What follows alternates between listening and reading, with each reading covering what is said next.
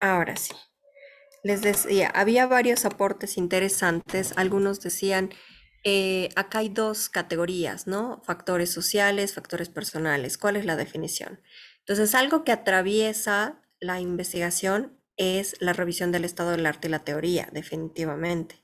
Pero tengo que tener claro que lo más importante para poder empezar este rastreo es la delimitación temática, que es la categoría central. De esa categoría central, después se desplegaban dimensiones, ejes de análisis.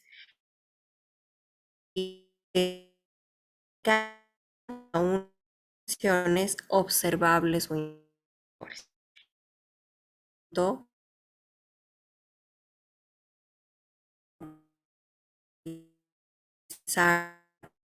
Doctora, le escuchamos entrecortado. por general. ¿Ahora sí? Hola, hola. ¿Ahora sí? ¿Ahora sí se me Sí, escucha doctor. mejor? Sí, se escucha mejor. Perfecto. Voy a tratar de hablar más fuerte. Les decía que después de definir los observables de cada una de las dimensiones, ¿no? Empezamos a tomar decisiones metodológicas recién, que un error frecuente es definir a priori antes de este proceso de formulación del problema, identificación de la categoría central, un poco tener ya claro a qué nos referimos teóricamente con la categoría central. Eso se ampliaría en el marco teórico, pero como alguno de sus compañeros decía, ¿a qué se refiere? Hay que tener una definición previa para poder entender cómo estoy trazando los ejes o dimensiones de análisis. Después de tener esto, recién digo, ¿qué es pertinente? ¿Hacer algo mixto, algo cualitativo o cuantitativo? Y estábamos empezando a ver cuáles eran los tres niveles metodológicos. El primer nivel, la metodología cualitativa y cuantitativa. El segundo nivel es el del método. El método de la metodología cuantitativa es el estadístico. El método de la metodología cualitativa puede apelar a estas opciones y hoy vamos a profundizar una de ellas. Y después la parte más instrumental. La parte instrumental de la metodología justamente son las técnicas, las entrevistas, entrevista grupal, grupo de discusión, que vamos a llegar a ello. Pero hoy vamos a trabajar con este punto, la metodología cualitativa y el método etnográfico. Nos vamos a detener en el método etnográfico, ¿no? Entonces, para entender eso, básicamente vamos a asumir, siguiendo a Bunge, que todo procedimiento intelectual o material que se basa, digamos, en la mirada de un sujeto para entender, comprender, analizar, transformar un objeto de conocimiento, es el método. Entonces, vamos a analizar las relaciones de las cosas o los sujetos a partir de este método. El método etnográfico, desde la antropología clásica, ¿no? Viene más desde una perspectiva, sí, más occidental, más de esta intención de descubrir esas comunidades que no se habían tocado. Tiene una perspectiva de alguna manera colonial en su origen. Pero después hay una resignificación. Acá, como ven, viene de tribu, pueblo y de grafo, escribir sobre los pueblos, ¿no? Entonces era como esta descripción de un modo de vida, de un grupo al que se asumía no civilizado, o sea, tiene una raíz, sí, de esta ciencia, digamos, colonial. Pero hay una resignificación, una revisión. ¿En qué sentido? Que con el tiempo la antropología social básicamente empieza a entender que no hay un referente, digamos, civilizatorio, sino que hay varias formas organizativas y que inclusive se puede hacer etnografía de las empresas, etnografía de las escuelas, etnografía del Estado.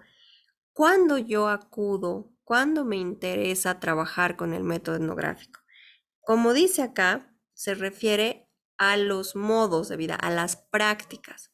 Cuando yo voy a poner atención en prácticas y más que en narrativas, en estar en espacios concretos para describir prácticas basadas en una matriz sociocultural específica, porque la forma de hacer, digamos, en una escuela rural tiene detrás, ¿no? Toda una serie de tradiciones, normas formales, informales, asimismo en un banco, asimismo, no sé, en la parada, no sé, en la plaza, en la feria de un pueblo, ¿no? En la feria dominical de una población.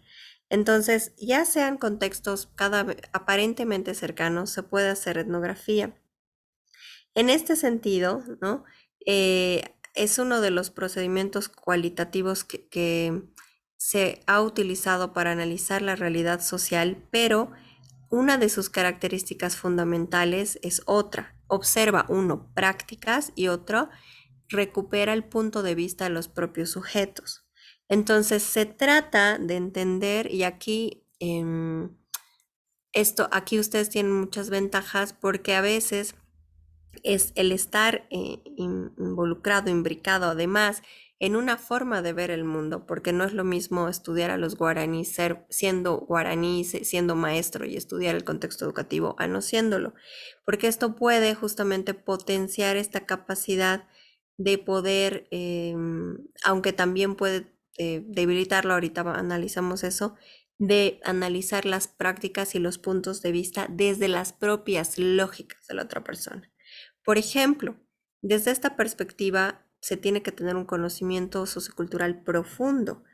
Si yo estoy analizándolo, pues el pueblo chiquitano, tengo que saber cuáles son sus miradas, las plantas que utilizan para curarse, cómo cuidan a las guaguas, cuáles son sus actividades agrícolas, ¿no? Es decir, se trata justamente de introducirse a sí mismo en una empresa, decir, hay algo escrito sobre su cultura organizacional, o sea, por ejemplo, cómo funcionan las oficinas de Google en el mundo, o sea, se puede hacer etnografía de cualquier espacio.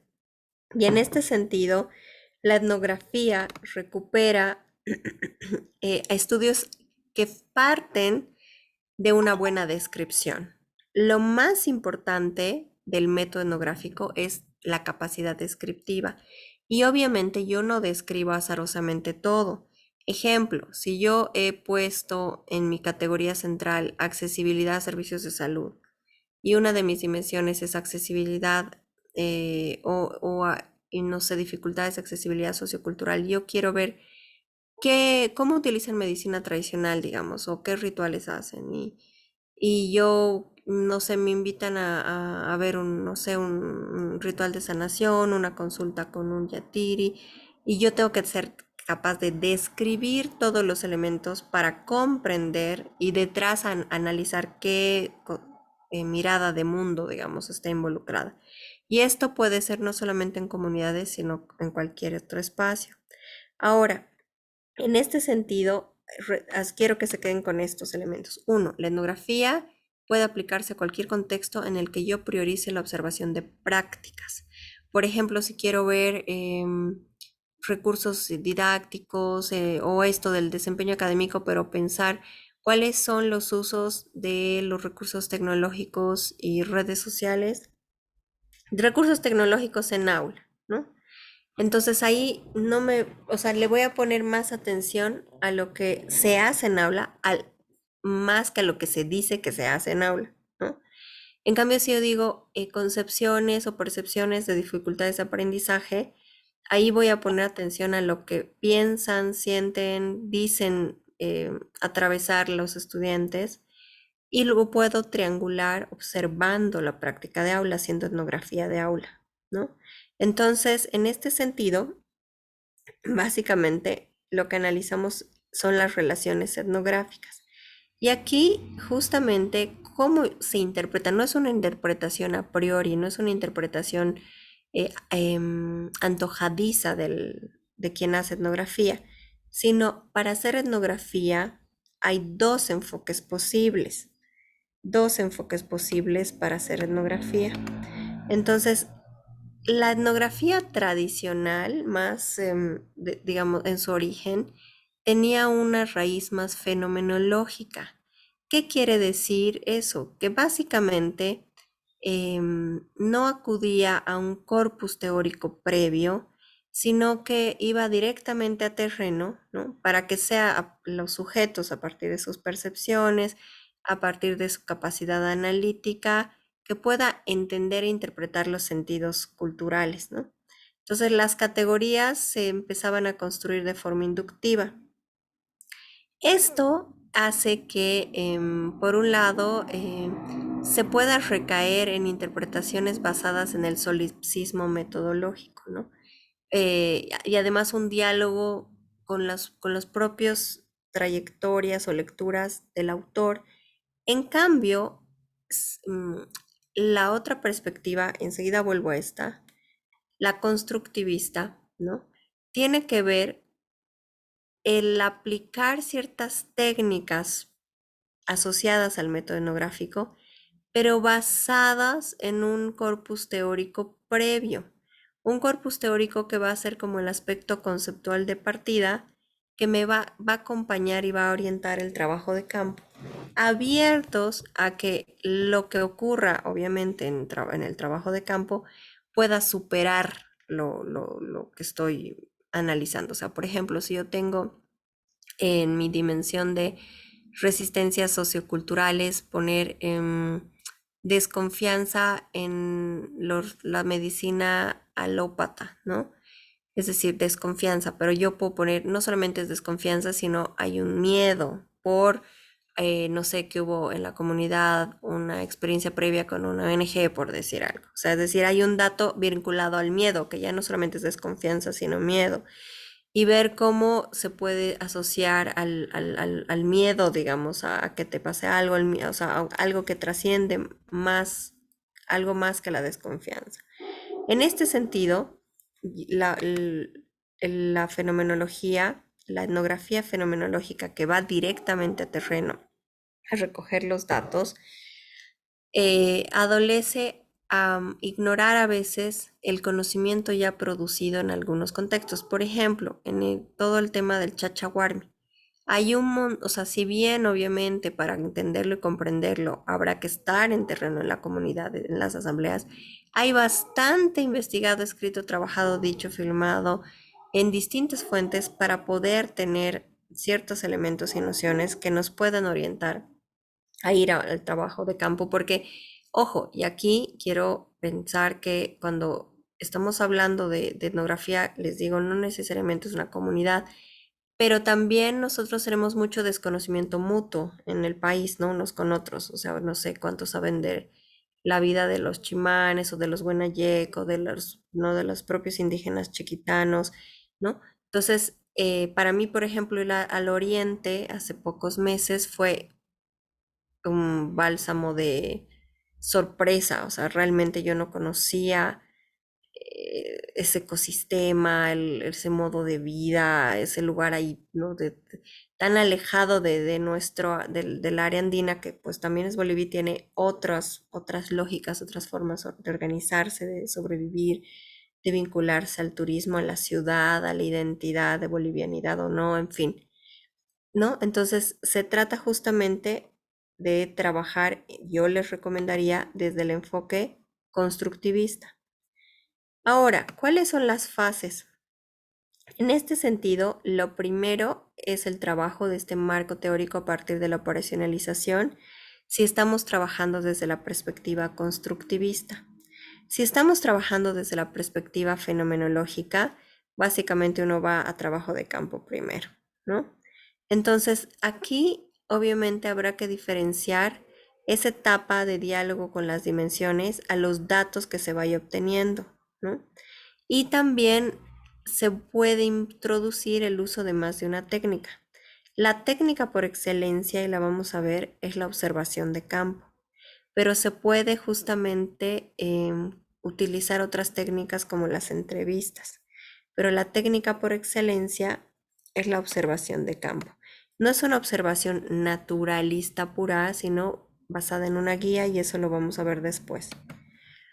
Ahora, en este sentido, la observación de campo implica un registro que puede ser de distintos tipos. Y aquí hay todo un área que se llama la etnografía visual, por ejemplo, ¿no?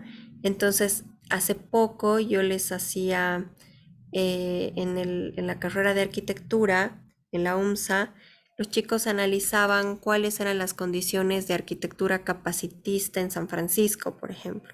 Eso implica ver todos los obstáculos para personas con discapacidad motor o visual.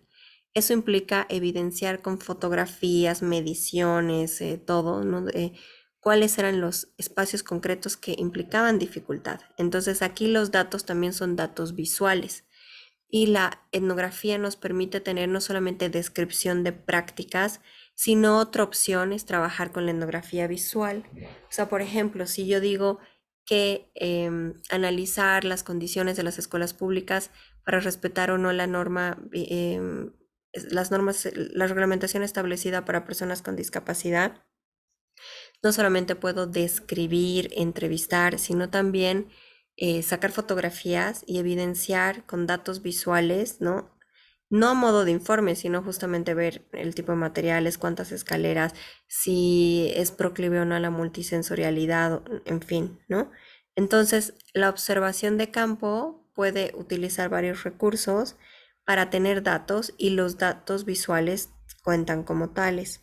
Por otra parte, también hay que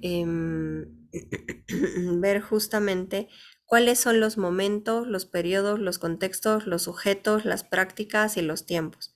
Cuando yo utilizo, apelo a la etnografía como método y voy a utilizar la técnica de la observación de campo, tengo que tener una guía de observación en la que yo tenga muy claro qué momentos voy a observar, por qué periodos de tiempo, por qué voy a observar esos momentos, en qué contextos. Por ejemplo, en mi caso, la primera vez que trabajé con esto era en Corpa Jesús de Machaca y dije voy a observar las actividades productivas, las reproductivas, las comunitarias, la fiesta, la asamblea, la feria. ¿Qué voy a observar? Lo que hacen hombres y mujeres, dónde hay presencia de trabajo femenino, masculino, cómo se organizan, en qué momento están juntos, cómo toman la palabra o no.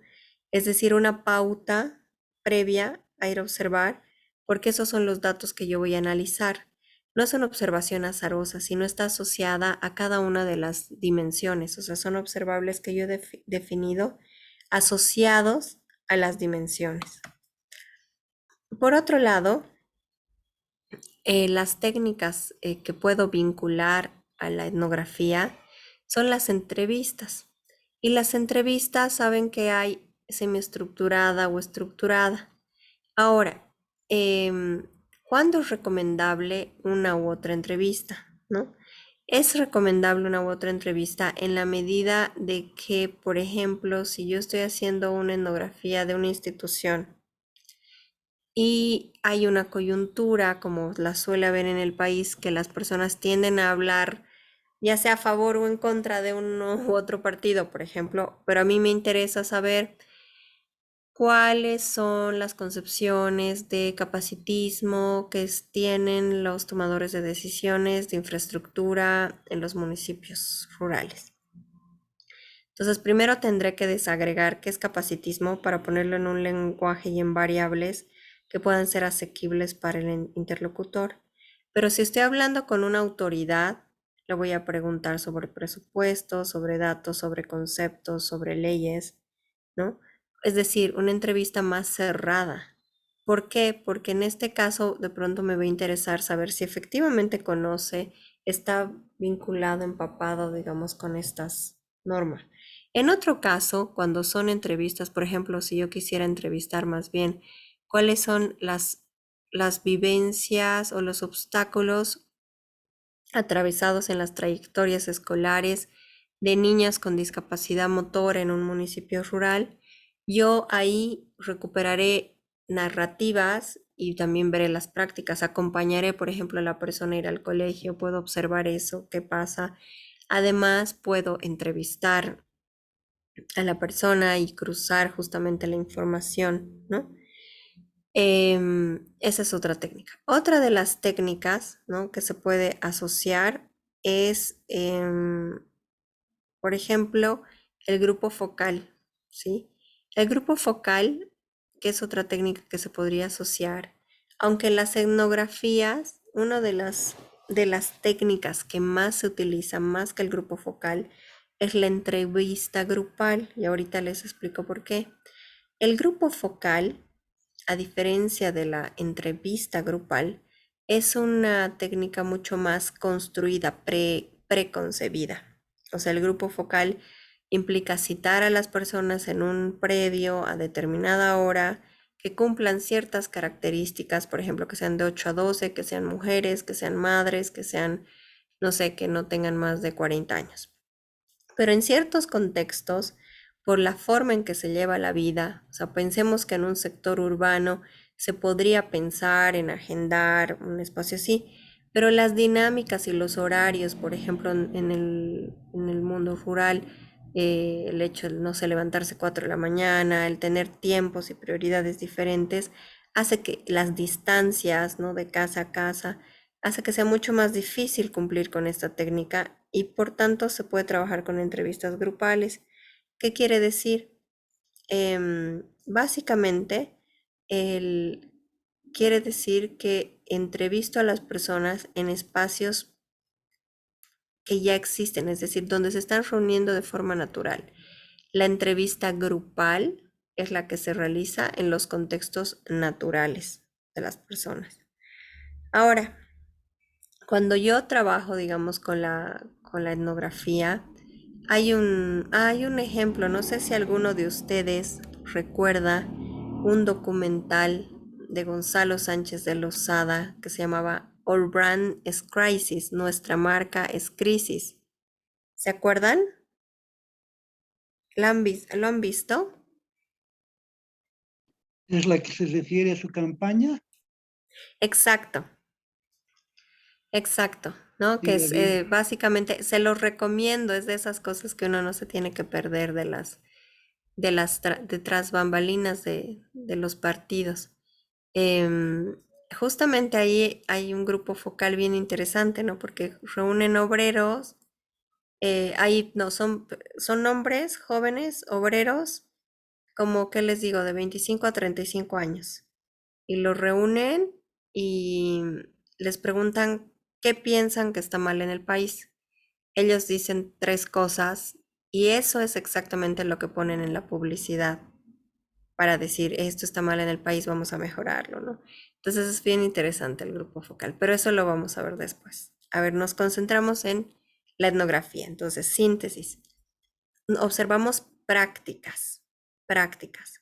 Son contextos que pueden ser familiares, pero que lo tenemos que ver justamente para entender cómo estas prácticas se reproducen desde el punto de vista de los propios sujetos. Hay dos posibilidades.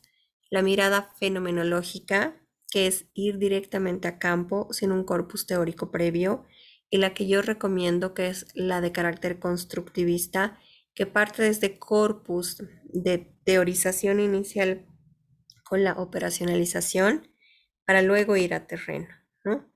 Y en este sentido, hay cosas que parecen obvias, pero que no son tanto. Saber estar, ¿no? Saber estar. Los estudios etnográficos implican desplazamientos a situaciones que no son extrañas.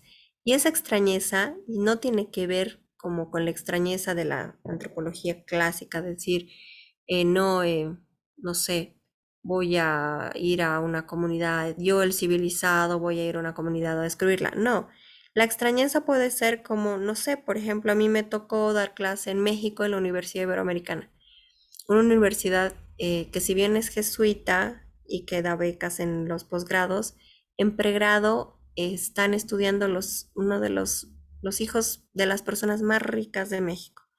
Entonces para mí todo era extraño, era un nivel de riqueza que nunca había visto en mi vida y que la UPB, por ejemplo, la católica, con la infraestructura que cuentan, son bastante humildes al lado de lo que yo pude ver. Entonces, esa extrañeza implica cualquier contexto que realmente tenga códigos que no son ajenos y que podamos entender y conocer. O sea, una universidad, imagínense que tenía una librería dentro, un patio de comidas dentro, tres restaurantes, una sala con hamacas y unos sillones apilados de colores para los estudiantes. Es cosas, máquinas, esas maquinitas de dulces, pero en cada piso, en varios lugares. O sea, una cafetería, microempresa de los propios estudiantes de la carrera de administración que habían logrado consolidar y ya estaba atendiendo con su emprendimiento. O sea, una serie de cosas, ¿no? que implican esa extrañeza. Es decir, por eso el hecho de la adaptación es importante. Y acá es bien interesante porque hay una habilidad, que hay un tecnicismo que se llama rapport en inglés, pero más que rapport yo diría la capacidad de poder leer y conocer estos otros contextos socioculturales que pueden ser de distintas clases sociales, de distintos espacios, ¿no? Entonces, justamente es importante actuar en correspondencia a eso, pues a esos códigos. Igual en este documental hay una escena bien entretenida que le ponen mixtura en la cabeza a Goni, ¿no? Y él dice, esta es la maldición de los políticos, pero eso se ve detrás. En el acto, pues todos reciben la mixtura, ¿no? O sea, es decir, esas formas de, ahí es obviamente no se estaba sabiendo estar, sino mostrando cómo si se supiera estar, ¿no? Aquí hay dos cosas teóricas y esto sirve para la interpretación de los datos. La perspectiva émic y la perspectiva ética. La perspectiva émic, ¿no? Es esta mirada desde adentro. Es la mirada que tienen los propios actores sobre su vida social. La mirada ética es esa perspectiva analítica que podemos tener nosotros desde fuera en diálogo e interpretación con la teoría. Y ahí obviamente hay una dificultad, dice, no, pero están cambiando. Ahí depende de cuánto he leído investigaciones previas o cuánto hay escrito. Hay temas, obviamente, que son mucho más nuevos, pero hay otros cuyo corpus teórico es bastante sólido para establecer estos puentes interpretativos. Entonces, y es muy importante que yo entienda desde la propia lógica de las personas. Por ejemplo, cuando hablamos de belleza, en arquitectura yo les digo, ¿qué es bello? ¿Qué es una casa bella? O sea, como un chalet andino puede ser bello para una persona y para otra persona puede ser, no sé, un exceso de mezcla de estilos, por ejemplo, y para otra persona es una hermosura. Entonces toca entender a los sujetos desde su propia mirada, desde su estética, desde su horizonte de lógica de estatus, jerarquía, privilegio, concepción de hermosura, ¿no? Entonces, es esa perspectiva émica, ¿no? Perspectiva ética. Por ejemplo, aquí, si vemos esto cuando se habla de la crianza respetuosa, ¿no? Y dice, no, que antes era mejor la letra entra con sangre. Sí, ¿desde dónde se está hablando? O sea, ¿qué elementos tiene cada generación? Si es urbano, rural, la cantidad de hijos, o sea, ¿desde qué lugar y condiciones se está hablando? O sea, ¿no? Porque justamente esto también evita el horizonte normativo de las investigaciones. Ahora, una vez, digamos, sentadas estas bases, la etnografía empieza a abrir muchas más posibilidades, ¿no? Entonces, hay formas de hacer etnografía, ¿no? Más tradicional, como es la que estamos analizando, ¿no? Ir a un espacio específico, a mapear, a registrar prácticas. Por ejemplo, si yo quiero ver, no sé, dinámicas de aula, formas de participación, tomas de decisiones, tengo que ver, observar prácticas. Y obviamente ahí tendré que ver si se trata de instituciones totales para tener los filtros correspondientes o la factibilidad de acceso. Tendré que tener los permisos de la propia comunidad. Nosotros igual el año pasado tratamos de entrar a Racaipampa y no nos dejaron, por ejemplo, que es una autonomía indígena y no pudimos porque nos fallaba el quechua primero, ¿no? Em, entonces, justamente es esto, se tienen los accesos, eh, es importante observar y mapear estas prácticas. Ahora, hay otras derivaciones interesantes. Ahora el tema migratorio es un tema que atraviesa muchos campos. El tema de las remesas, el tema de las configuraciones familiares, el tema de los conflictos geopolíticos, el tema de la necesidad de pensar diversidad e inclusión educativa, por ejemplo, porque en el país solo se piensa diversidad desde la diversidad étnico-cultural o de las identidades de las distintas nacionalidades o culturas, pero no se piensa diversidad desde la migración, o sea, decir, aquí hay niños peruanos, hay niños venezolanos, hay niños, ¿no? O sea, es decir, esta lógica de diversidad amerita una nueva mirada. Y en este sentido, este método es un método que ha ido observando esos fenómenos, la etnografía multisituada, ¿sí? La etnografía multisituada. Entonces, justamente la etnografía multisituada, ¿no? Es la que ha empezado a reflexionar sobre estos procesos que no pueden ser entendidos únicamente en los límites, digamos, territoriales específicos, sino que se entienden, em, aquí falta una, justamente en espacios múltiples, ¿no? Entonces aquí también otros tipos de etnografía han pensado que lo vamos a ver despuesito, ¿no? Lo que pasa en el mundo digital, que ahorita lo toco, y cómo es importante también autoimplicarnos en la etnografía. Pero eso lo voy a pasar después. Me voy al primer punto, la etnografía multisituada. Entonces, justamente el hecho social no solamente se explica en un contexto dado, sino que debe entenderse a partir de lo que puede ocurrir en varios espacios. En este sentido, la observación participante puede tener varias transformaciones. Yo, por ejemplo, puedo cruzar la observación en un terreno y cruzar con los datos de la entrevista de las personas que están en otro contexto. O sea, por ejemplo, esto también se da en nuestro país, ¿no? Del tener la casita en el alto, pero la comunidad y la fiesta en el pueblo, o sea, de cómo se manejan esos tránsitos, cómo se maneja la casa, cómo se articula la familia, ¿no? Entonces, aquí, si bien es un concepto que se ha ido cuestionando, es importante recuperarlo porque justamente los fenómenos transnacionales hacen que se tenga que leer la familia, la economía desde esta perspectiva. Y hay digamos, hay unos ejemplos bien interesantes que les voy a mostrar que pueden explicar o cuestionarse sobre cómo están funcionando estas redes articuladas a partir de procesos migratorios. Justamente en las formas de vida de los procesos migratorios hacen que no se pueda pensar que la persona se fue y ahí empieza a operar su vida, sino, por ejemplo, cómo se cuida desde lejos, cómo una familia mantiene los vínculos estando lejos, cómo se administran los recursos y cómo se toman las decisiones en esos tránsitos, ¿no? Entonces, por ejemplo, en el caso de los migrantes bolivianos en Buenos Aires, ¿no? Se genera una comunidad boliviana, pero no se rompe con la familia o con la vida, con lo que está ocurriendo en el país.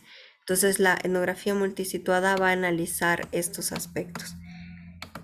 Les voy a mostrar algunos ejemplos. Tengo aquí lista una investigación bien interesante.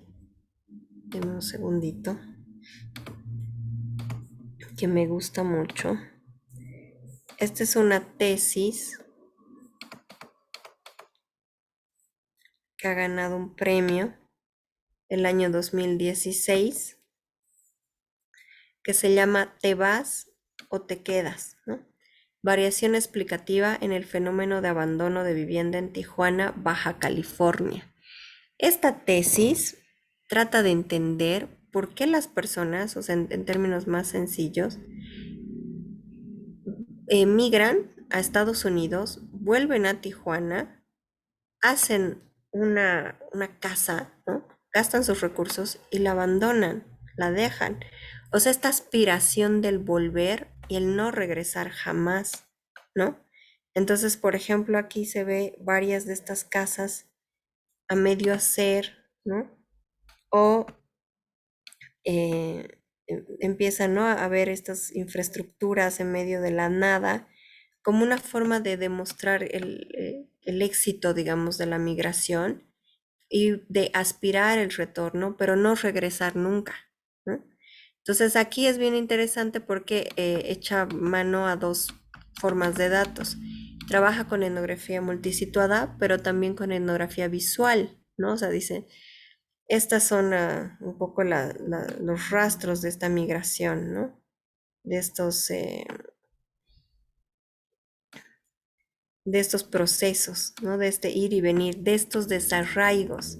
El tema de la diáspora o el desarraigo es algo que se va a trabajar mucho desde la etnografía multisituada, ¿no? Había unas fotitos más de unas casitas, a ver si las encuentro. Pero bueno, les voy a pasar este documento para que miren, aquí está. Estas casas que van haciendo. Miren, viviendas abandonadas en Tijuana, ¿no? Entonces son estos fenómenos, ¿no? Que se van viendo de grandes edificaciones y pues se dejan ahí. Es esa lógica del arraigo, de entender qué pasa en estos tránsitos, ¿no? Entonces se ha trabajado desde esta perspectiva de la etnografía multisituada.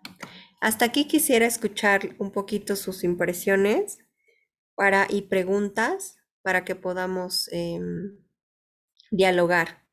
No sé si alguien tiene alguna opinión, pregunta sobre la etnografía en términos generales, sobre la etnografía multisituada.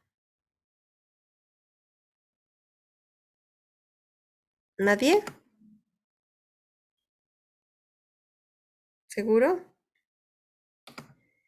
Bueno, entonces vamos a seguir. También hay esto, les voy a recomendar, miren, voy a abrir un libro. Enseguida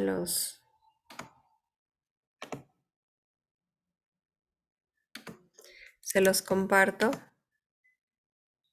Aquí está.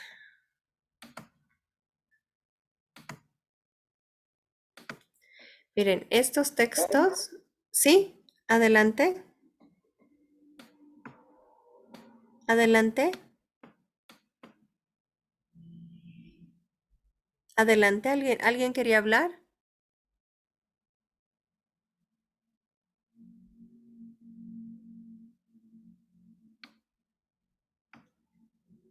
¿No? Ya. Entonces, bueno, les decía, aquí hay un texto que les voy a pasar también y, por ejemplo, habla de estas comunidades inmigradas o diaspóricas, ¿no? Que básicamente se vuelven minorías en países de acogida, pero van teniendo distintas formas específicas para irse involucrando, teniendo sus propios significados culturales, en fin, ¿sí? Ahora, otro tipo de etnografía que yo creo que este está bien interesante por cómo estamos viviendo estos tiempos es la llamada etnografía digital, ¿sí? Entonces, aquí hay un cambio sustantivo, hay un cambio fundamental con el tema de la etnografía digital. ¿Por qué? Porque ya no se está pensando que estamos hablando de realidades virtuales, sino cómo la realidad social está digitalizada, ¿no? Entonces, en este sentido, son formas, digamos, de entender el presente, el futuro, que no tiene que ver solamente con el uso de la tecnología, sino con las construcciones de sentido alrededor de la tecnología.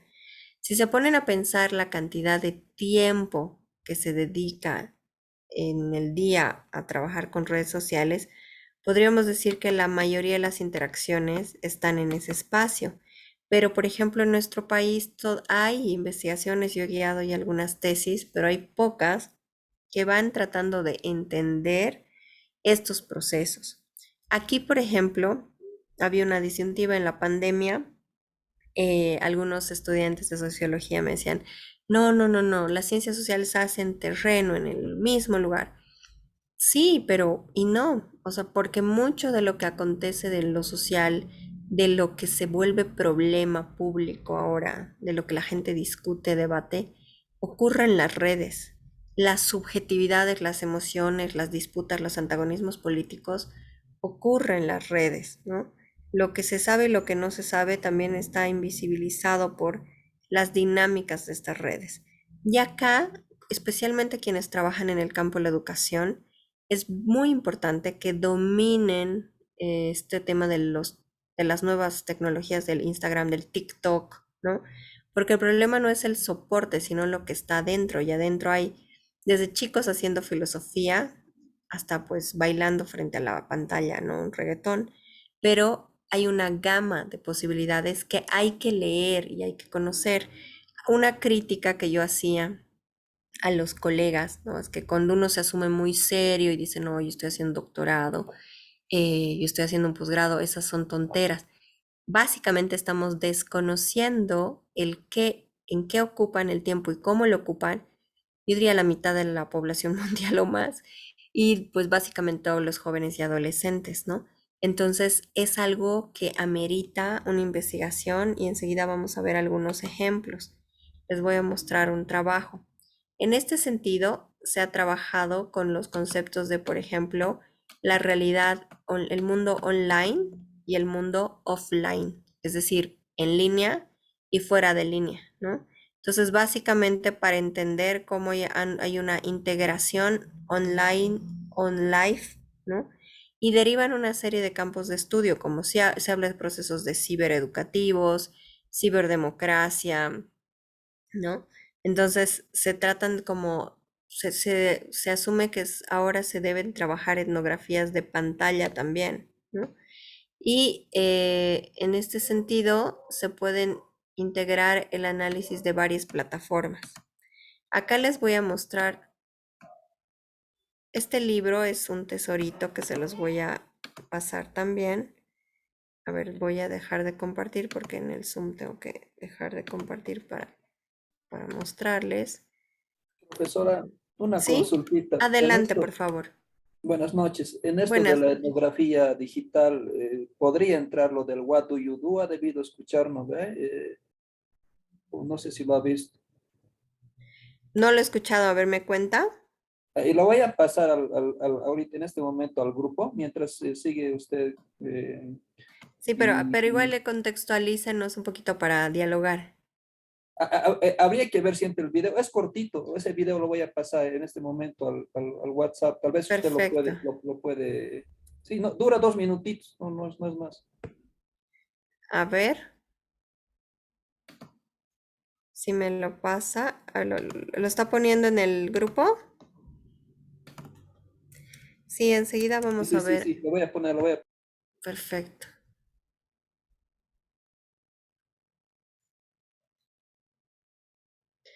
Estoy abriendo, pero igual enseguida les voy a mostrar. Tengo uno en puerta, un ejemplo en puerta. Hasta mientras les voy a mostrar el ejemplo que tengo en puerta. Aquí está. Creo que es este. Sí, mire. Esta es una investigación. ¿Se ve? Se ve en pantalla la multimidad, ¿sí? La multimidad performance Todo íntimas se ve. ajá, perfecto, en Facebook de adolescentes de Buenos Aires, ¿no? Entonces acá, esta investigación, por ejemplo, analiza, miren, dice, cómo las performances de intimidad que despliegan los adolescentes en la ciudad de Buenos Aires mediante la red social Facebook. La metodología utilizada consiste en una etnografía mixta. Por un lado, la realización de observaciones copresenciales y de 30 entrevistas en profundidad a adolescentes del universo de estudio. Por otro, análisis de imágenes a partir de fotos personales, dada la centralidad que tiene este recurso para la población mencionada, ¿no? Entonces, aquí, ¿cuál es el concepto central? El de multimidad, es decir, la lógica de la intimidad mediatizada por redes sociales. A eso se refiere multimidad o multimedia, ¿no? Una intimidad en multimedia. Y aquí empieza justamente a explorar lo que nosotros a veces vemos y hace una serie de análisis y de capturas de cómo los adolescentes muestran su intimidad o se van mostrando a sí mismos, ¿no? Sin camisa o están en ropa interior o todo este problema que hay nuevas páginas de los chicos, pero analiza esto, ¿no? Dice, ¿cuál es la forma en que lo que era íntimo se va exponiendo y se hace público en redes? Y esto no es algo, es algo que hacen los propios adolescentes y obviamente esto se puede cruzar con varios temas. Yo una vez les voy a pasar ese documental que habla de la letra chica del contrato que firmamos con Facebook. La letra chica básicamente le estamos dando permiso para que acceda todos nuestros datos en absoluto, pero es básicamente entregarle el alma, ¿no? O sea, te estamos regalando todo lo que subimos por inbox, por lo que cualquier vía puede ser sujeto a intercambio de información, ¿no? Entonces, acá el tema de este tipo de investigaciones es fundamental, porque otra cosa a veces los educadores cometen el error de decir, no, están perdiendo el tiempo. Sí, pero ¿qué están haciendo? ¿No? Entonces aquí muestra cuáles las versiones que dan para, según ellas, una mejor versión de sí mismos, qué dinámicas comunicativas, cómo muestran el tema de corporal. Y hay varias investigaciones desarrolladas que hablan sobre estas aplicaciones, por ejemplo, de pareja, de Tinder, hay estudios de ciencias sociales ya. A ver, enseguida les muestro alguno. Está en el grupo lo que usted nos quería Y compartir. sí, ya le compartí, A profesor. ver, voy a ver. ¿De qué se trata más o menos? A ver, vamos a verlo. ¿Es esto? Su cámara, Mónica su cámara, sorda, ciega y muda. ¿Esto? Nunca ha visto una estudiante sin oído, una estudiante que Sí, siempre sí, está de exacto, exacto. víctima, una estudiante que viene con tanta amargura, comparando su nota, comparando su trabajo.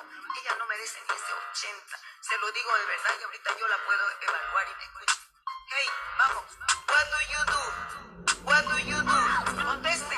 Esta triste historia que le voy a contar es por un video que se fue viral de una estudiante que fue a denunciar a su profesora que la trataba mal.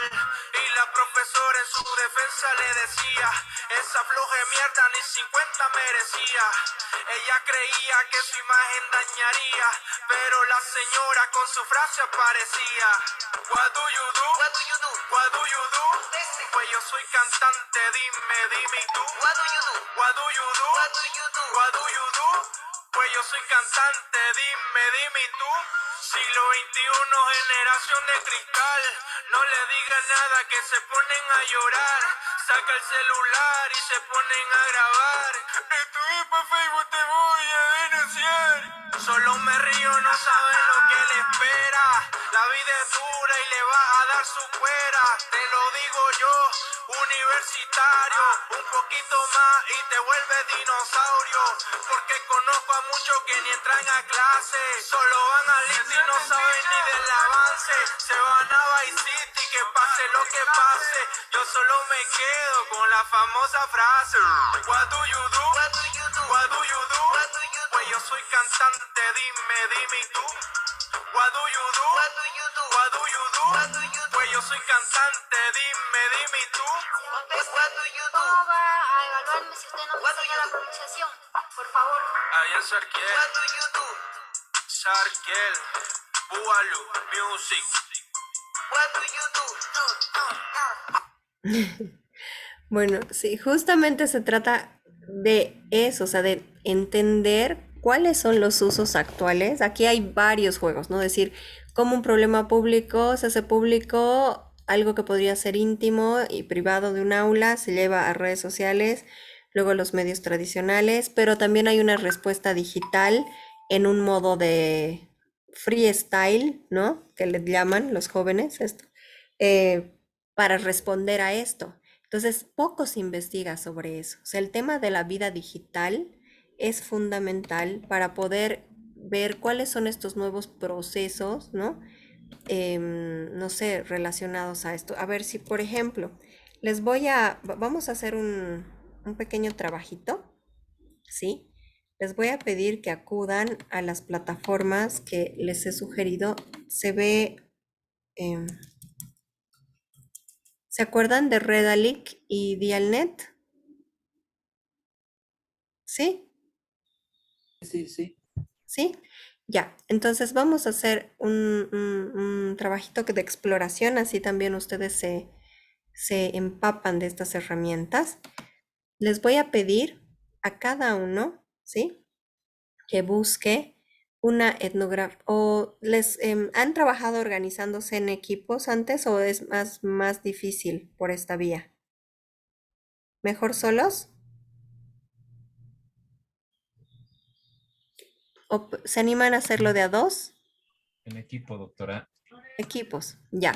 Cada dos, ¿no? O mejor cada tres para que sean 10 equipos. Cada tres les voy a pedir que busquen, ya sea en Redalic, en esta o en Dialnet, una etnografía multisituada y una etnografía digital, ¿sí? Entonces, para que a partir del resumen, bueno, que es lo primerito, indaguen de qué se trata, cómo se ha abordado, ¿sí? Y mejor si son temas relacionados a su interés. Entonces vamos a hacer como un ejercicio de exploración para que utilicen, se los voy a anotar aquí, es Dialnet, está aquí en el chat, Dialnet, Redalic. Entonces tienen que buscar una etnografía multisituada y una etnografía digital, ¿sí? Y ahí nos ayudan a exponer y más o menos para ver de qué se trata el hallazgo que han tenido. Así un ejercicio cortito. ¿Les parece? Son las 7, perdón, son las 8. Nos vemos 8 y 3 minutos, 8 y 13 en 10 minutitos, ¿sí? Y lo compartimos, ¿sí? Pónganse manos a la obra, cada tres y hacen esa búsqueda Está bien. en 10 minutitos. Gracias.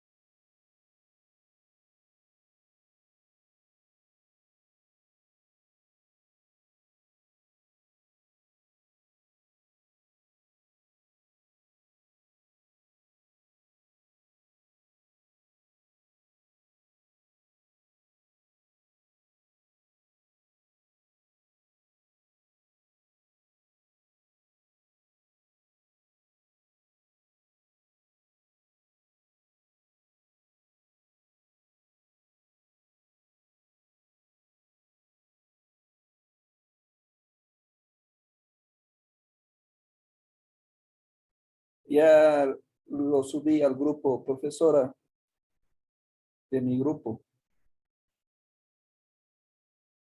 Perfecto, perfecto. Enseguida lo vamos a socializar. A ver, lo voy a ver. Aquí está. Perfecto. Sí. Por si acaso son temas en el área, en la línea económica de economía. Excelente. Ajá. Y eso es un gran, eso es importante porque les decía, a veces se piensa, ¿no? Que la etnografía, por ejemplo, no aplicaría con la economía, y no. O sea, básicamente es según la pertenencia del análisis, ¿no?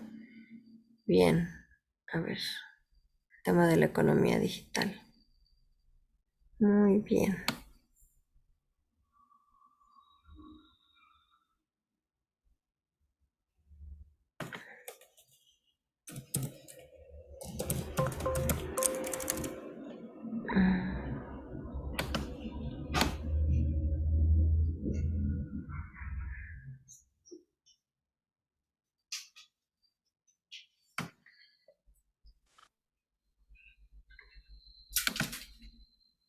A ver, 2 minutitos más y empezamos a compartir.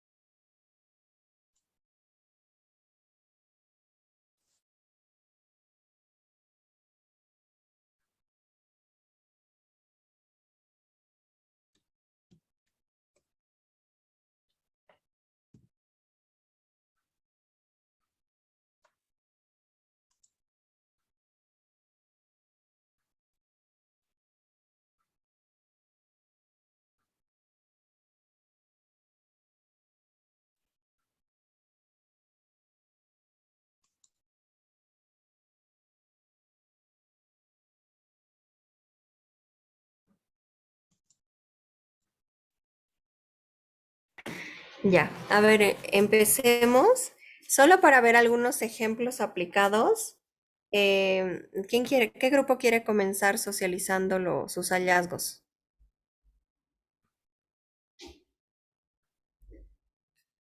Yo los llamo. Beni- Lino, Benigno debía ser profesora, nuestro colega Benigno. alguien es. Benigno aportó muy bien la anterior clase. Ah, y algo que dice Benigno en el chat me pareció muy interesante. Decía, se hace Adobe, aprendes Adobe haciendo Adobe, ¿no? Se aprende a investigar investigando. Tal cual, porque es un error pensar que en el posgrado investigamos, ¿no? Porque básicamente es un oficio de larga data, ¿no? Que se hace haciendo como zapatero, y eso es cierto. Le doy toda la razón. A ver, no sé quién quiere empezar. Silino, Benigno. Lino podría, el grupo de Lino podría socializarnos lo que ha encontrado. Mm, Lino, ¿está? Sí, doctora. Adelante, por favor. Bueno, en realidad no, no hicimos en grupo, pero estuve viendo de alguna manera esta situación de la etnografía multisituada Ujú. y estuve encontrando, por ejemplo, un trabajo referente a jóvenes universitarios indígenas de América Latina. Si lo podemos compartir en pantalla. A ver, voy a ver si puedo. ¿Es etnografía multisituada? O sea, ¿sé de que está planteado así o no? Sí, como etnografía multisituada, A ver. donde prácticamente se habla de la presencia personal de los estudiantes Ujú. como tal. Por un lado, la esencia como su naturaleza muestra como estudiantes indígenas, pero por otro lado también por la apropiación, ¿no? De lo que es la presencia, la copresencia en todo caso, a partir de lo que es la cuestión digital. No puedo compartir, pero por lo menos he captado eso, esas O dos no sé si el situaciones. link o algo podría ponerlo en el grupo para que yo lo abra. Vamos a ver. Mm,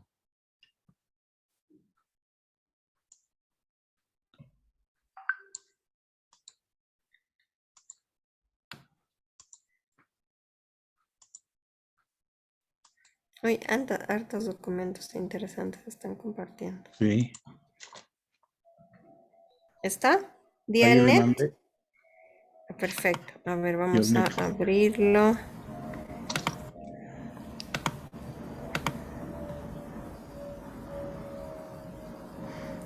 ¿Cuál? ¿Este? Mm, eso que dice, a ver dónde está. Así apareció. Ese Transformaciones. apareció. Sí, con la búsqueda genérica. Pero bueno, a ver, aprovechemos si lo identifica. Ujú. Pero aquí es esto, ¿no? Por ejemplo, A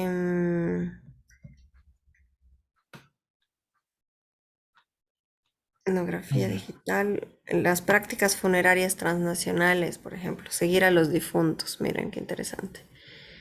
A ver, si puede hacer la búsqueda, otro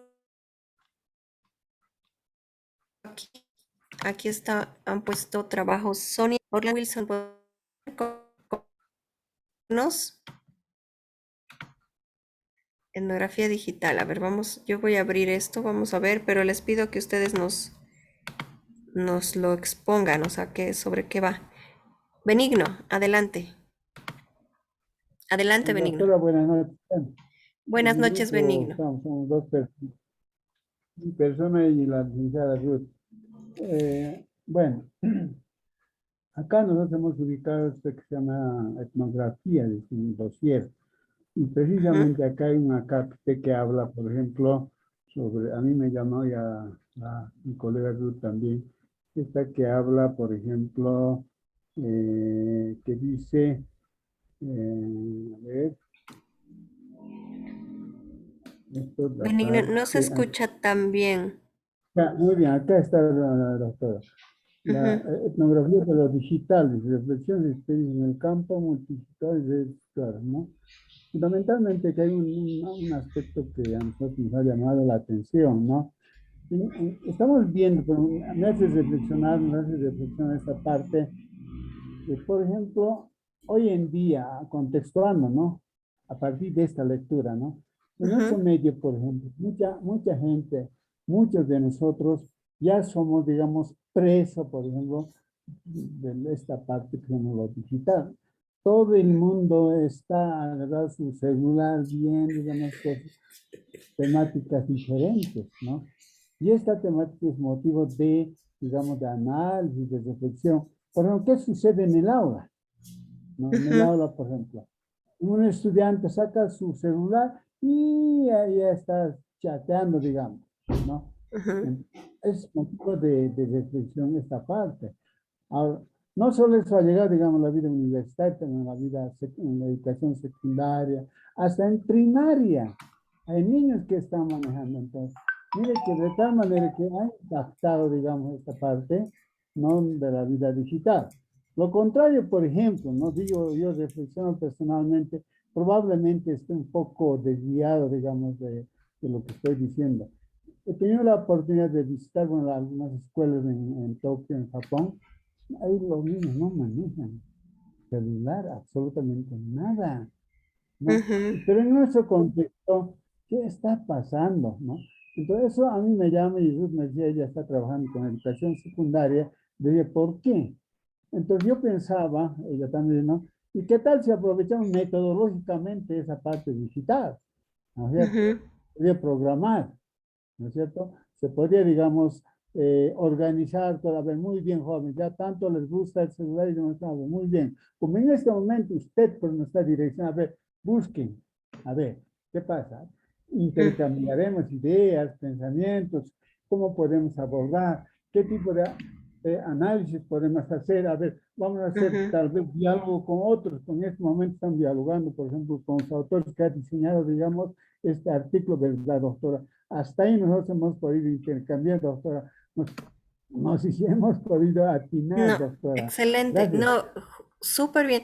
Justamente es eso, miren, algunos de los temas, mire, les cuento que me ha pasado en aula. em, no, el pensar que los estudiantes están obstaculizando, claro, la clase con el teléfono, sí, es real, es un dato, pero una de las investigaciones primeras que deberíamos hacer es qué están viendo, qué consumen. Por ejemplo, yo en aula me enteré de esta aplicación que ustedes algunos han debido escuchar que se llama OnlyFans, que me la contaron mis estudiantes. ¿Qué es? Es un espacio donde se vende partes del cuerpo, o sea, por ejemplo, yo me saco foto de los pies, subo y alguien paga por ver sus pies y luego puede ser fotos más osadas o menos osadas, pero básicamente se capitaliza y eso tiene una raya entre la intimidad, entre algunos dicen no es trata, no es trata porque es una decisión de las propias jóvenes, pero desde qué criterio o no, ¿no? Es libertad, no es libertad.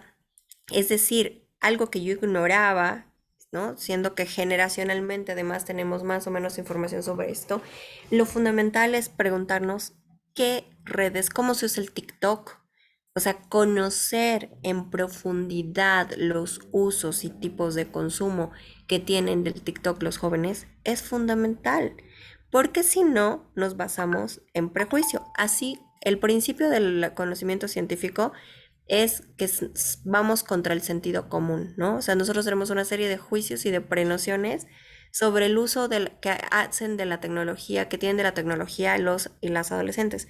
Pero ¿cuánto de investigación hay? Entonces ese es un dato bien importante, ¿no? Decir, realmente podemos utilizarlo como un recurso de búsqueda, como una forma de decir, no sé, realicen, o ahorita vamos a ver, por ejemplo, la autoetnografía, que es otra variante, decir, no se hagan un TikTok sobre lo que consideran lo mejor de su familia, no sé, o lo más feo que han vivido, ¿no? Y ahí podemos mapear violencias, prejuicios, ideas, qué es para ustedes la patria, no sé, hagan un TikTok sobre eso, pero después de leer este texto, ¿no? O no sé, hagan un video de YouTube, pero habiendo leído a tal autor, ¿no? O sea, usar esto como un recurso metodológico para la investigación, acción participativa y también para tener datos de los tipos de consumo que hay de la tecnología. Gracias, Benigno. Muchas gracias. ¿Quién más nos quiere compartir su trabajo? Mejor si lo comparten en pantalla, por Doctora, quería favor. complementar. Doctora, Ad- disculpe. 30 adelante. segundos me quería, doctora. Ade- Efectivamente, a mi colega Ruth, nos ha llamado profundamente la atención y estamos, por ejemplo, la licenciada Ruth ha hecho su tesis de una maestría sobre TIC. Y a mí particularmente me ha llamado la atención esa dimensión. Por ejemplo, he buscado, dice, tecnologías de la información y la comunicación en contextos educativos. Es un libro. Luego, por ejemplo, dice, ayúdalos a usar las TICs de forma responsable. Luego dice, por ejemplo, otro texto que encontré, otro libro que encontré, por ejemplo, es las TIC en educación. Y precisamente cómo utilizar una metodología, hacer el informe final de este trabajo de investigación, ¿no? Entonces yo considero de que esta parte que usted nos está abordando me parece muy significativo porque la temática es actual, ¿verdad, doctora? Entonces yo creo que sería tal vez compartir con usted algunas de sus experiencias ya para profundizar, doctora. Muchas gracias.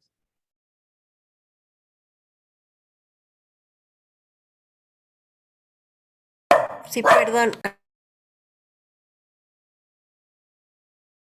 Pero estoy aquí con una pequeña escandalosa. Yo les quería compartir también esto, miren. Este libro es fundamental. Este libro es clave y yo se los voy a compartir, pero les pido que vayan leyendo, o sea, vamos a hacer como esta biblioteca para que puedan sumar otras investigaciones desde esta perspectiva. Este es como un libro de ABC de la etnografía digital, los principios y la práctica, que yo se los voy a facilitar porque es fundamental para ir viendo todos estos cambios, ¿no? Entonces aquí en este libro, de manera mucho más detallada, podemos ir viendo, ¿no? Cómo se han ido construyendo esta noción del mundo digital, de la lógica de, ¿no? De cómo han ido cambiando básicamente las formas y concepciones de las formas de investigar. Así que aquí van a tener una serie de elementos interesantes para poder empezar a rastrear, ¿no? Yo me comprometo enseguida a pasarles este texto porque es fundamental hacer este tipo de investigaciones, ¿no? Entonces, básicamente, ¿a qué se refiere? ¿Cuáles son nuestros espacios de análisis? ¿Qué analizamos cuando hacemos etnografía digital? Analizamos narrativas, imágenes, qué soporte utilizan, si usan memes o no, qué tipo de discusiones, cuáles son los temas de intercambio, el tipo de páginas a los que acuden, el cómo se puede utilizar YouTube, Instagram, TikTok, esto de OnlyFans, el tema de la corporalidad y la sexualidad en las adolescentes, el tema de cómo no se participan o ejercen ciudadanía, se puede ver ciberciudadanía de los jóvenes o sea, en el espacio digital, de qué discuten, cómo argumentan. Para mí, por ejemplo, yo me doy cuenta que es puro insulto, o sea, hay una debilidad de lo que es entender un argumento antagónico. Un argumento antagónico no es a la persona, es a la idea, ¿no? Entonces siempre hay un señalamiento de, es que tú eres del alto, es que tú eres cara, es que tú eres tara, es que tú eres pitita, tú eres más, a la persona. Poco se debate sobre el argumento, sobre la idea, sino es a la persona, ad hominem, como dicen, ¿no? Ataque ad hominem. Entonces este tipo de, por ejemplo, los recursos de argumentación, es todo lo que podemos buscar, identificar.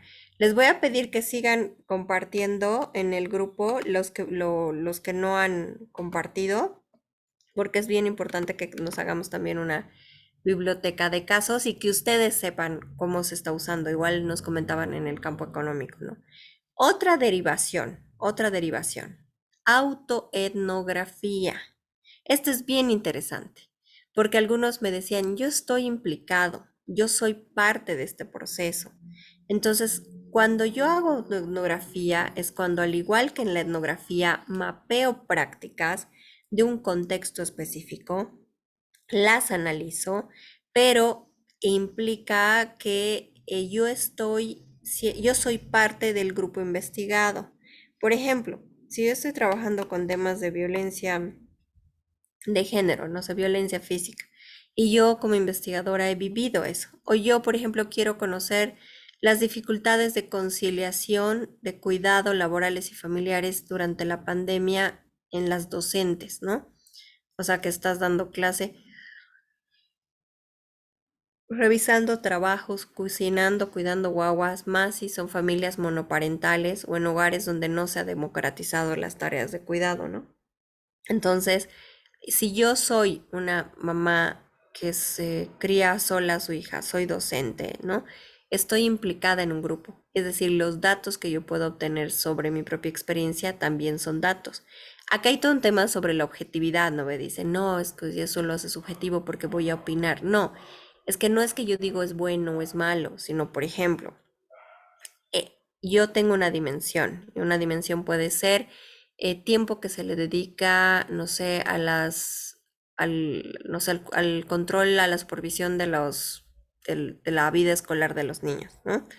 Entonces yo digo, yo le dedico aproximadamente tantos datos, de esta manera, me organizo de esta forma, y obviamente yo voy a ser parte de casi que del muestreo que voy a seleccionar, ¿no? Son madres, profesionales, docentes. Entonces, los datos descriptivos que yo incorpore también importan, ¿sí? Entonces, en este sentido, em, ya no es algo que yo veo por fuera, sino también me veo implicado. Hago autoetnografía de mi propio proceso, ¿no? Por ejemplo, tenía estudiantes que querían analizar cuáles son las trayectorias, o sea, generacionales en grupos folclóricos de música. Me dice, no, mi familia es folclorista, yo también he sido folclorista. Entonces, claro, lo que a uno le pasa también es como un informante clave de ese proceso. Y poco a poco se ha ido trabajando este proceso autoetnográfico, ¿no? Hay estudios bien interesantes, ¿no? Que se han trabajado desde la autoetnografía.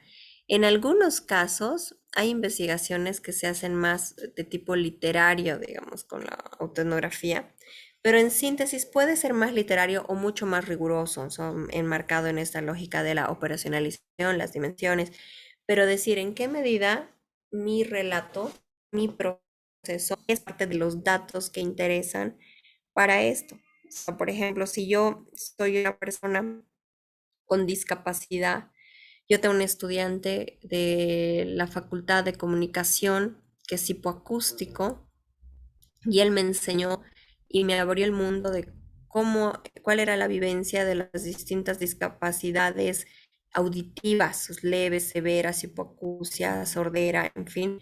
Y su testimonio en aula me sirve para entender cuáles son los obstáculos de aprendizaje de las personas con discapacidad auditiva. Es decir, su propia vida es parte de los datos y se puede incorporar como parte de este relato.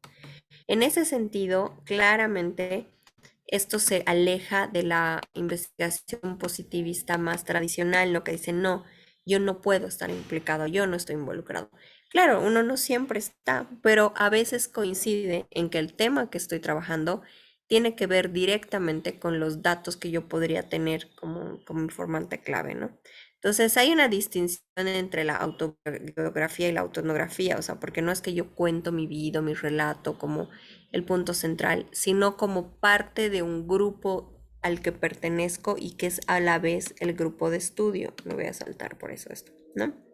En este sentido, les voy a mostrar un ejemplito,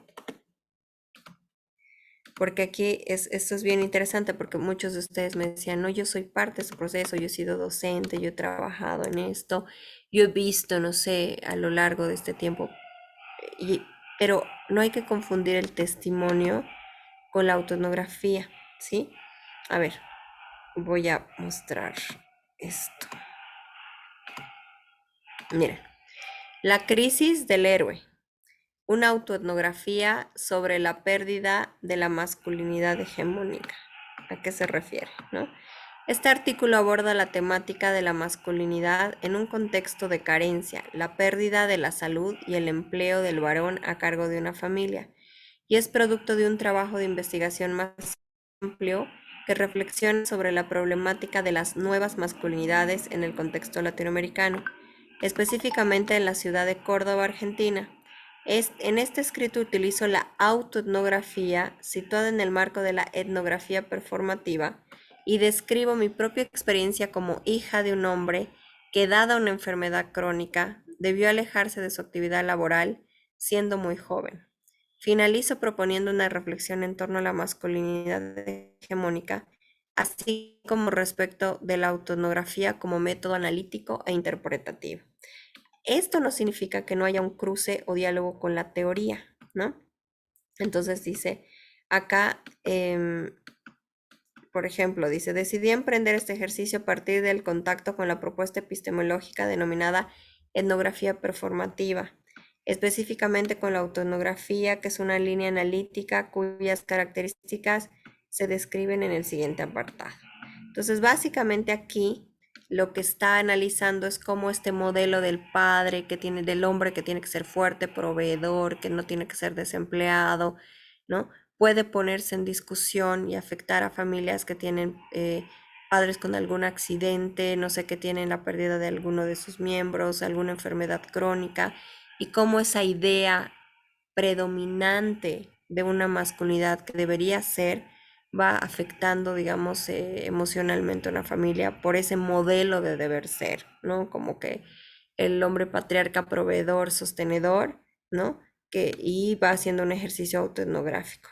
En este sentido aquí, lo que hace es una teorización, digamos, de esta lógica de la autoetnografía y dice, estoy hablando de situaciones que involucran a mi padre, mi familia y a mí misma, siendo una niña de 8 años de edad, y desde ese modo invitaré a los lectores a introducirse en la escena para que evoquen situaciones que fueran vividas como traumáticas a partir de mi propia experiencia, ¿no?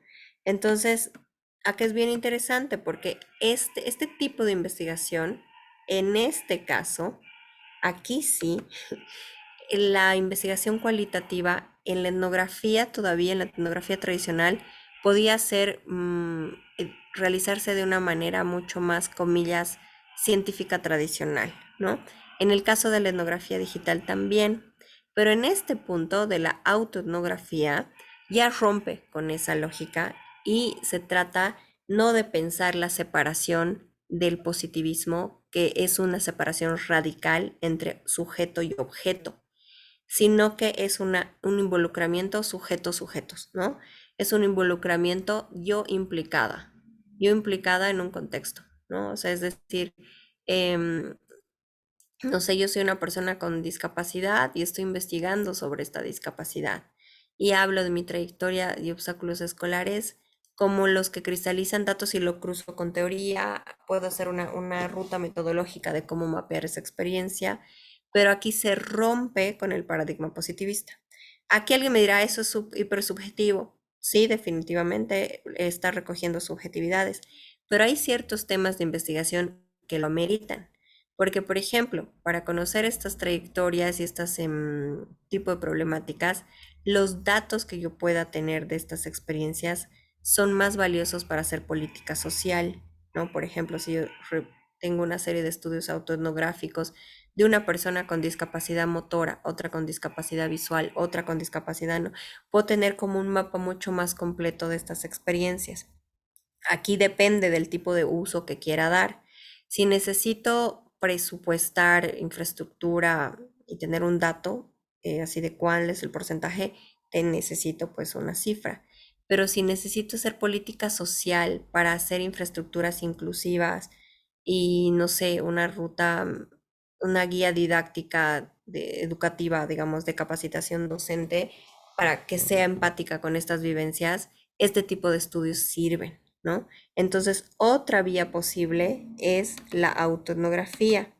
En este sentido, dame un segundito, me perdí.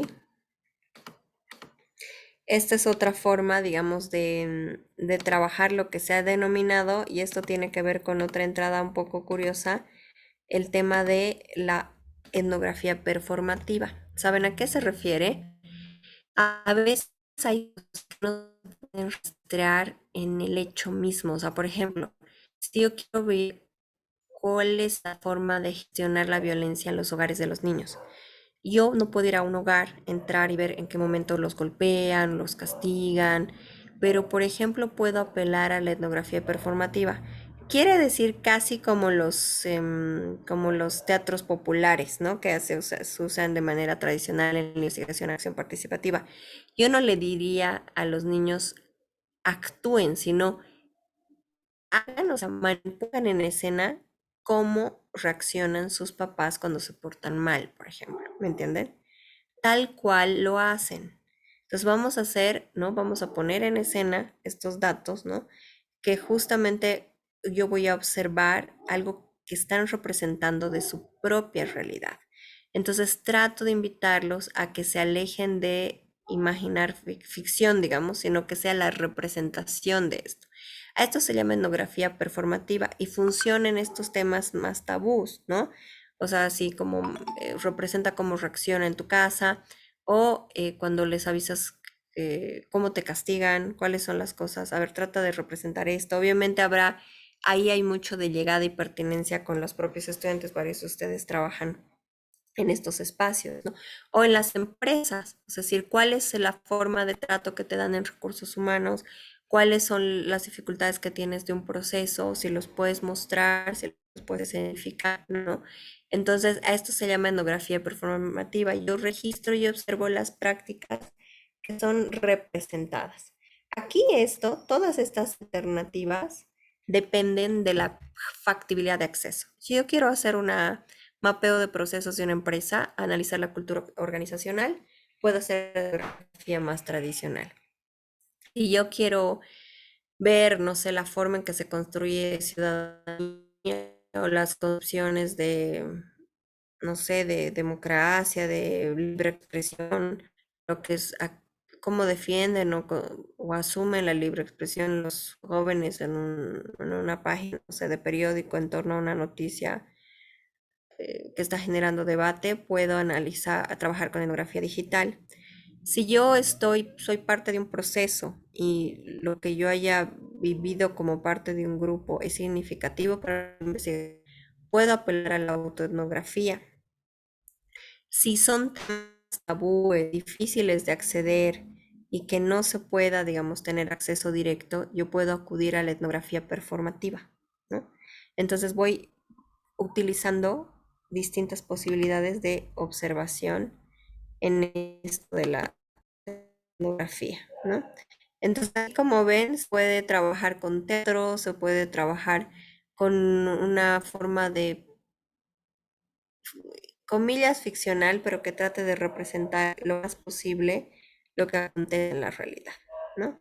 Entonces, aquí se da de una categoría que es el etnodrama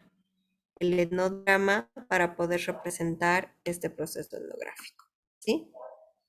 Bueno, entonces básicamente esas serían las formas y las derivaciones que ha tenido la etnografía, ¿no? Entonces acá, como ven, ahora se puede hacer en varios espacios, en varios contextos, pueden ser periodos más cortos.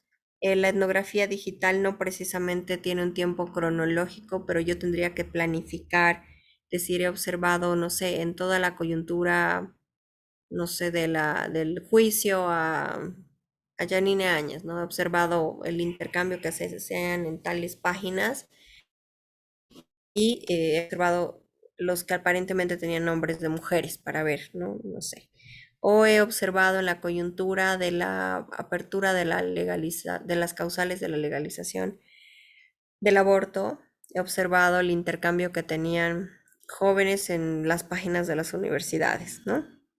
En este caso, se ve esto del online y el offline, y en el caso de la etnografía multilocal, vemos el sistema mundo, vemos que no solamente hay una lógica territorializada de las cosas, sino globalizada, ¿no?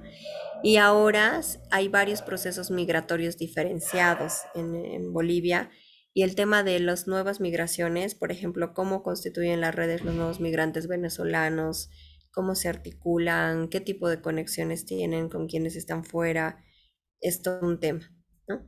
Entonces, estas son como un poco las diferencias y las distinciones de este método. Este es un solo método, ¿sí?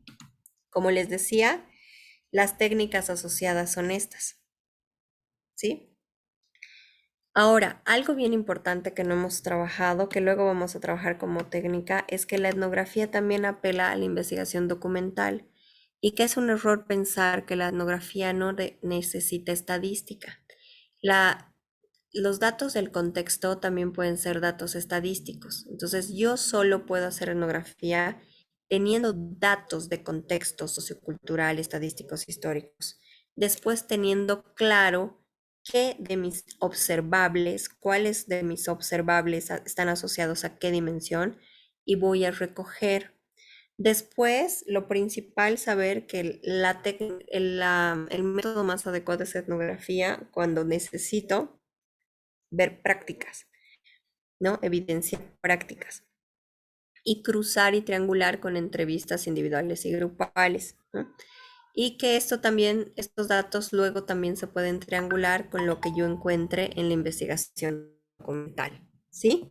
Entonces este sería como el mapa completito de del método etnográfico. Y pasaríamos a otro método, el método biográfico. ¿Hasta aquí hay alguna consulta, pregunta, observación? ¿Alguno de Sí, ustedes había doctora. escuchado de estas derivaciones? Adelante, por favor. Sí, doctora, breve nomás, doctora. Por favor, yo Adelante, quisiera que Benito. nos pase, por favor, quiero que nos pase en link de los artículos que usted nos ha explicado y si tuviera, digamos, alguna bibliografía, libros, ¿no? De autores para esto. Porque esta parte, doctor, es lo más importante. Porque, mire, he tratado de poner en práctica, he sido docente en la Normal Simón Bolívar, acá en la ciudad de La Paz.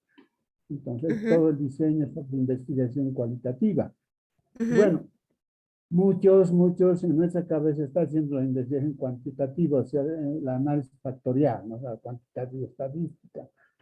Pero me he dado cuenta que esta dimensión de la investigación cualitativa, bueno, realmente es, para mí personalmente, es altamente significativo. Por tanto, yo le pido, doctora, que nos dé o que nos ponga el link de los artículos que ha mencionado.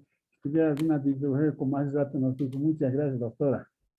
Claro que sí. Yo apenas cerremos ahora, les voy a pasar el link de esto de etnografía digital y todo lo que pueda, digamos, de lo que les he ido mostrando, esto de la etnografía multisituada. Esta tesis, si te vas o te quedas, por ejemplo, es fantástica, es apasionante. Y les cuento que yo de manera personal conozco uno de esos pueblitos de México que tienen unas casas que parecen suburbios norteamericanos súper perdidos ahí y que los han dejado abandonados. Entonces yo me comprometo a que cerramos y les mando los links de los textos, ¿sí? Ahora Gracias, vamos a... doctor. No, ustedes. Vamos a introducirnos para continuar. Ay, no me estoy equivocando. Esta es otra presentación. Vamos a introducirnos para continuar ya el día miércoles en otro método. Es el método biográfico, ¿sí? El método biográfico, a diferencia del método etnográfico, es cuando yo quiero recuperar voces en los relatos, en las narrativas de las personas, ¿no? O sea, por ejemplo, ¿cuáles han sido las principales dificultades atravesadas en la familia, digamos, en la gestión educativa de los núcleos familiares, ¿no? Es decir, qué han pasado, cómo han vivido. Yo, por ejemplo, tenía estudiantes que a ustedes les ha debido tocar que iban al cerro a que les llegue la señal del teléfono, ¿no? Es decir, en el método biográfico no es que no pongo atención a las prácticas, pero me interesa mucho saber lo que la gente dice, pero lo que la gente dice no es subjetivo.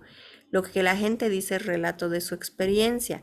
Depende del modo de preguntar y de a qué dimensión teórica está asociado para que yo justamente lo que les decía haga un control de subjetividad. Acá, eso sí, la materia prima son las subjetividades sociales. ¿Qué son las subjetividades sociales?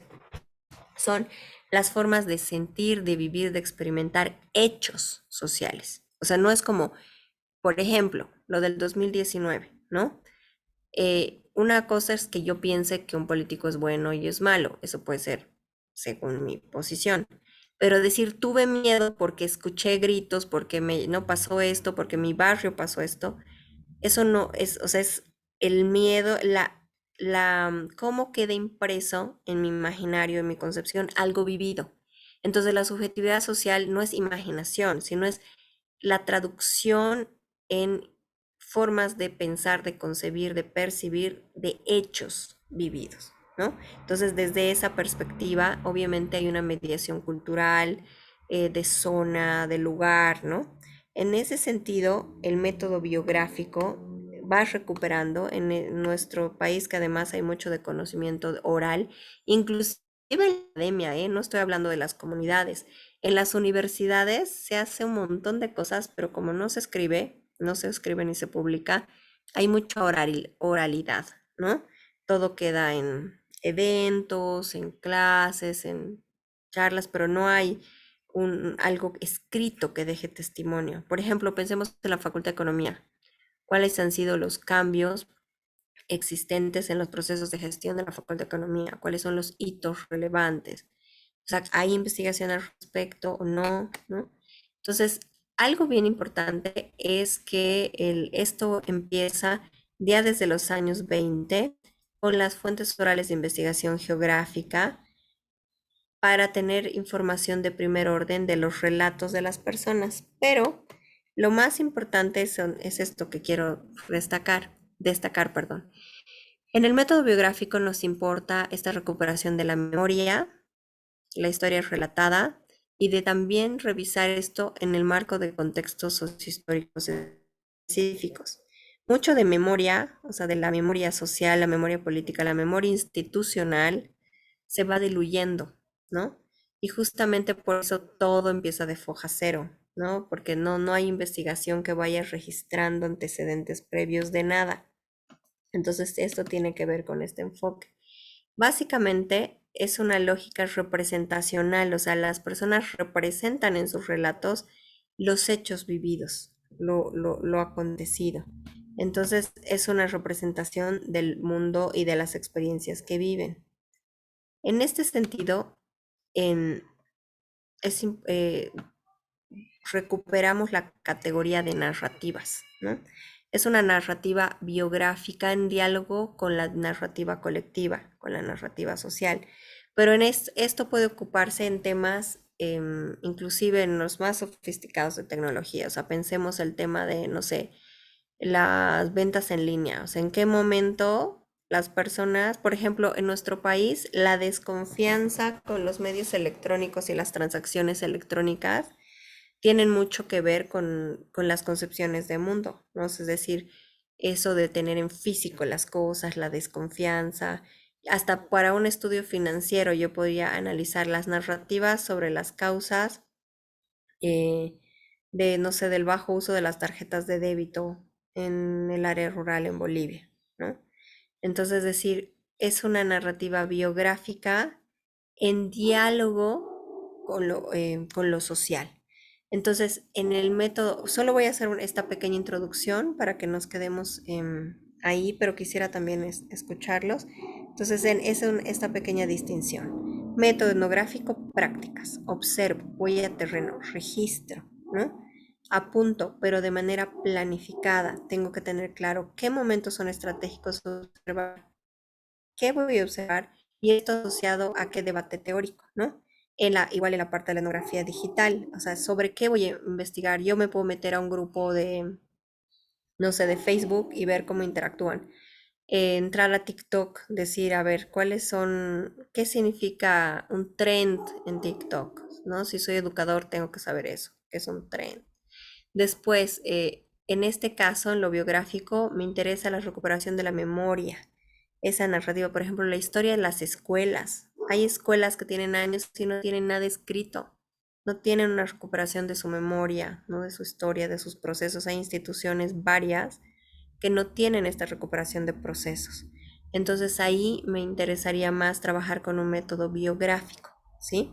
Entonces me voy a quedar con esa distinción. Y luego vamos a trabajar también qué técnicas. Vamos a ver este método y a ver si alcanzamos al IAP, a la Investigación Acción Participativa, el miércoles. Y el viernes vamos a empezar ya con las técnicas, con la parte más operativa, ¿no? De cada una de las técnicas, viendo ejemplos y haciendo ejercicios, ¿sí? ¿Alguien quiere hacer alguna pregunta, consulta para cerrar? Ninguna. Perfecto, entonces nos vemos el miércoles y yo enseguida les mando el link del libro de etnografía digital. Bueno. Gracias, doctora. Bueno, muchas gracias, doctora. Aclaro esta Gracias. pregunta el miércoles, autobiografía y etnografía. No, no es lo mismo. Lo voy a aclarar el miércoles, ¿sí? Que estén Gracias, muy bien. doctora. Está muy Hasta bien. luego. Buenas noches, doctora. Buenas noches. Gracias.